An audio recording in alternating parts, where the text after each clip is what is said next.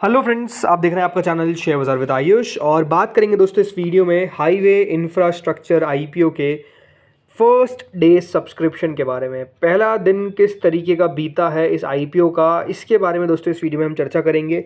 ये समझेंगे कि हाईवे इंफ्रास्ट्रक्चर को किस तरीके का रिस्पांस मिलता हुआ देखने को मिला है from QIB category, from HNI category और फ्रॉम रिटेल कैटेगरी। किस तरीके से सब्सक्रिप्शन जो है वो आता हुआ देखने को मिला है फ्रॉम ऑल द कैटेगरीज। तो आप लोग देखिएगा वीडियो को पूरा ज़रूर, लेकिन उससे पहले अभी तक अगर आपने चैनल को सब्सक्राइब नहीं किया है तो ज़रूर सब्सक्राइब कर लीजिएगा।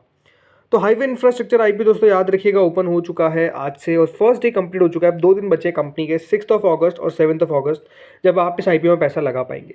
₹5 की फेस वैल्यू के साथ कंपनी अपना आईपीओ लेकर आ रही है। ₹65 से लगाकर ₹70 का प्राइस बैंड है। एक बात ध्यान रखिएगा, अगर आप अप्लाई कर रहे हैं फर्स्ट टाइम किसी आईपीओ में, तो अगर आपको प्राइस बैंड इस तरीके का दिख रहा है 65 टू 70, तो मैं क्या 65 पे भी अप्लाई कर सकता हूँ? The answer is no.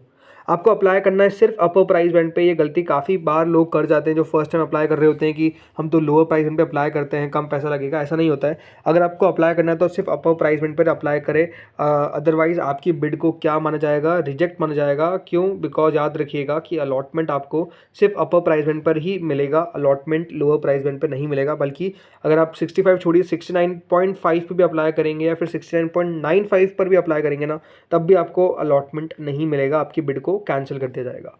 211 share का दोस्तों लॉट साइज है। ये आईपीओ एक fresh issue plus offer for sale दोनों का कॉम्बिनेशन है। बहुत छोटा सा आईपीओ है, मात्र 130 करोड़ का। याद रखिएगा उसमें से फ्रेश इशू है 97.52 करोड़ का, तो ऑफर फॉर सेल है 32.48 करोड़ का। ये आईपीओ दोनों एक्सचेंजेस पे लिस्ट होगा, भले वो बीएसई हो या फिर एनएसई हो। अगर बात करें एक लॉट की, तो रिटेल में दोस्तों 211 शेयर आपको मिल रहे हैं एक लॉट के अंदर, जिसके लिए आपको 14,770 रुपीज़ याद रखिएगा पे करने पड़ेंगे। रिटेल में आप मैक्सिमम 13 लॉट्स के लिए अप्लाई कर सकते हैं, जिसके लिए आपको 1,92,010 रुपीज़ याद रखिएगा पे करने पड़ेंगे। बट अगेन ये बात हमेशा ध्यान रखिए, अगर रिटेल कैटेगरी सब्सक्राइब हो जाती है मोर देन 1 टाइम्स, कितना, अगर 1 गुना से ज़्यादा सब्सक्राइब आपको रिटेल कैटेगरी होती हुई दिख रही है और आप अप्लाई कर देते हैं रिटेल में 13 लॉट्स, तो उसका कोई मतलब नहीं है। क्योंकि एक बात ध्यान रखिए, अब 2 लॉट भी अगर आप अप्लाई करेंगे और आपको अलॉटमेंट मिल भी जाता है तो सिर्फ सिंगल लॉट का अलॉटमेंट मिलेगा और 1 लॉट का पैसा वापस आ जाएगा। तो इसीलिए रिटेल कैटेगरी आपको पहले बताता हूँ ऑलरेडी ओवर सब्सक्राइब हो चुकी है। तो अगर आप रिटेल में लगाने का सोच रहे हैं तो सिर्फ 1 लॉट लगाएं, उससे ज़्यादा ना लगाएं, ना उससे कम लगाना है, कम तो लगता ही नहीं, राइट। अगर आपको ज़्यादा शेयर्स चाहिए तो याद रखिए एचएनआई कैटेगरी आपके लिए परफेक्ट है, जिसमें स्मॉल एचएनआई कैटेगरी में आपको 14 लॉट्स के लिए अप्लाई करना पड़ेगा। 2,06,780 रुपये यहाँ पे पे करने पड़ेंगे। यहाँ पे भी सेम मैक्सिमम आप 67 लॉट्स तक जा सकते हैं, बट अगेन इसमें भी कोई मतलब नहीं होता है। इससे आगे जाना है तो फिर आपको बिग एचएनआई कैटेगरी में अप्लाई करना पड़ेगा, जब पे मिनिमम 68 लॉट्स के लिए आपको अप्लाई करना पड़ेगा, जिसके लिए आपको 10,04,360 रुपये याद रखिएगा पे करने पड़ेंगे। सब्सक्रिप्शन समझने से पहले समझते हैं हर एक कैटेगरी को कितना कितना शेयर ऑफर किया गया है। तो ये बात ध्यान रखिएगा, क्यूआईबी कैटेगरी को टोटल ऑफर किया गया है 30% इस आईपीओ में।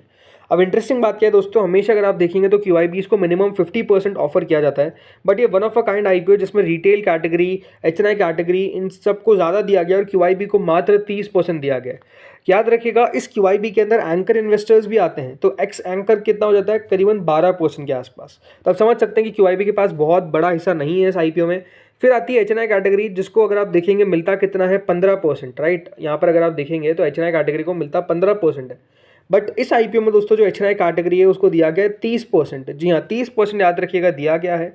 फिर इसमें बिग एचएनआई, स्मॉल एचएनआई में याद रखिएगा डिस्ट्रीब्यूशन होता है। और फिर आती है रिटेल कैटेगरी, जिसको दोस्तों ऑफर किया गया है 40% इस आईपीओ का। रिटेल को आमतौर पर मैक्सिमम ऑफर किया जाता है 35%, बट इस आईपीओ में 40% दिया गया है। बट 40% के बावजूद भी याद रखिएगा सिर्फ 35,206 लोगों को अलॉटमेंट मिलेगा। यानी ये बात ध्यान रखिए आईपीओ का साइज़ काफ़ी स्मॉल है, इसीलिए अलॉटमेंट मिलने की पॉसिबिलिटी काफ़ी ज़्यादा माइन्यूट हो जाती है इस आईपीओ में।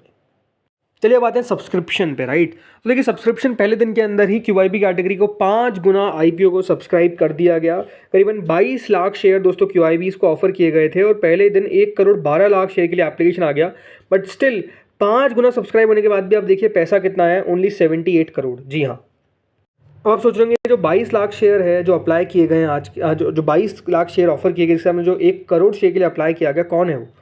तो ये बात ध्यान रखिएगा, इसके अंदर सबसे ज़्यादा जो पैसा हमको आता हुआ देखने को मिला है आज के दिन वो है अदर्स का। याद रखिएगा पूरे क्यूआईबी में एफआईज ने करीबन 14,31,000 शेयर्स के लिए अप्लाई किया है। डीआईज ने भी पहले दिन अप्लाई तो किया करीबन 8,862 शेयर्स के लिए। म्यूचुअल फंड्स ने कुछ भी अप्लाई नहीं किया और मुझे लगता भी नहीं कि देखिए म्यूचुअल फंड्स इस आईपीओ में आते हुए नजर आएंगे, बहुत कम चांसेस है। और इसके अलावा जो अदर्स कैटेगरी है उनकी तरह याद रखिएगा अप्लाई कर दिया गया पहले दिन 98 लाख शेयर्स के लिए, राइट। तो पहले दिन के अंदर अगर आप 5 गुना सब्सक्रिप्शन देख रहे हैं और आप सोच रहे हैं काफ़ी शानदार सब्सक्रिप्शन है क्यूआईबी का, तो पहले दिन 5 गुना, तो उसके पीछे का रीज़न है, बिकॉज याद रखिएगा QIB को ऑफर ही इतना कम किया गया है कि 1 गुना सब्सक्राइब होने में कोई ज़्यादा समय लगता नहीं है, तो 78 करोड़ में 5 गुना सब्सक्रिप्शन हो गया। फिर आते हैं HNI पोर्शन पे। पहले दिन के अंदर दोस्तों HNI पोर्शन भी काफ़ी सब्सक्राइब हुआ, 35 गुना, जी हाँ 35 टाइम्स याद रखिएगा पहले दिन के अंदर सब्सक्रिप्शन देखने को मिल गया। 55 लाख शेयर्स ऑफर किए गए थे और 19 करोड़ 68 लाख शेयर्स के लिए पहले दिन एप्लीकेशन आ जाता है, जो करीबन 1378 करोड़ होता है। अब इसमें जो बिग HNI कैटेगरी वो पहले ही दिन में दोस्तों 64 टाइम सब्सक्राइब हो गई है। जी हाँ, पहले ही दिन के अंदर जो बिग HNI पोर्शन है वो 64 गुना सब्सक्राइब हो चुका है। इसका मतलब ये है कि 18 लाख शेयर ऑफर किए गए थे और पहले दिन के अंदर 11 करोड़ से ज़्यादा शेयर्स के लिए अप्लाई किया, मतलब ऑलमोस्ट 12 करोड़, आप देखिए 11 करोड़ 94 लाख शेयर्स के लिए कितना टोटल अप्लाई किया पहले दिन यहाँ पर बिग HNI ने 836 करोड़। तो आप समझिए कि बिग HNI कैटेगरी बहुत ज़्यादा सब्सक्राइब होती हुई दिखेगी इस IPO में, और बिग HNI कैटेगरी में भी अलॉटमेंट मिलना बहुत मुश्किल रहने वाला है इस IPO, मतलब इस IPO में तो आप मान के चलिए हर एक कैटेगरी डेफिनेटली टफ होने वाली है। फिर आती है स्मॉल HNI पे। 20.85 टाइम दोस्तों स्मॉल HNI पोर्शन सब्सक्राइब होता हुआ देखा। अब आप सोच रहे होंगे कि स्मॉल HNI पोर्शन तो मात्र 21 गुना सब्सक्राइब हुआ और बिग HNI उसके सामने 64 टाइम सब्सक्राइब हो गया, तो क्या स्मॉल HNI में रिस्पॉन्स की कमी है? ऐसा नहीं है। जैसा मैंने कहा, ये दोस्तों अपने आप में काफ़ी इंटरेस्टिंग IPO है जिसमें हर एक कैटेगरी को अलग अलग तरीके से ऑफर किया गया है, जो आप मेजरली देखते नहीं है।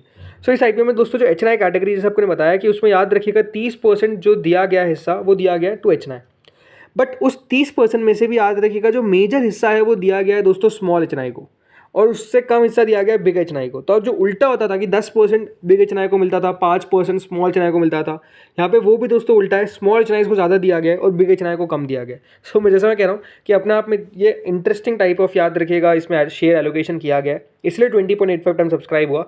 37 लाख शेयर्स याद रखिएगा टोटल मिलाकर ऑफर किए गए। अब देखिए 18 लाख शेयर ऑफर किए गए कितना बिग HNI को, और स्मॉल HNI को कितना ऑफर किया गया? 37 लाख शेयर्स, राइट। सो पहले दिन के अंदर टोटल जो सब्सक्रिप्शन आता हुआ देखा वो करीबन इतना था कि 7 करोड़ शेयर्स के लिए अप्लाई कर दिया गया, जो 542 करोड़ होते हैं। फिर आते हैं दोस्तों यहाँ पर रिटेल कैटेगरी पे। रिटेल कैटेगरी तो सब्सक्राइब होनी थी काफ़ी ज़्यादा, और वो सब्सक्राइब हो गई total 30 times with in first day. 74 lakh share याद रखिएगा रिटेल को ऑफर किए गए थे और पहले दिन के अंदर सब्सक्रिप्शन देखने को मिल गया करीबन 22 करोड़ शेयर्स के लिए, जो टोटल मिलाकर होता है करीबन 1574 करोड़। यानी ओवरऑल जो सब्सक्रिप्शन है, भले वो रिटेल का हो, भले वो HNI का हो, भले वो QIB का हो, राइट, अपने आप में आप समझ सकते हैं कि पहले दिन के अंदर अच्छा सब्सक्रिप्शन देखने को मिल गया। और ये IPO सब्सक्राइब अच्छा होता हुआ भी दिखेगा, उसके पीछे का रीज़न है क्योंकि IPO का साइज़ इतना छोटा है। टोटल मिलाकर पहले दिन के अंदर दोस्तों ये IPO 28.44 टाइम्स यानी करीबन 3000 करोड़ रुपए पाने में कामयाब हुआ है।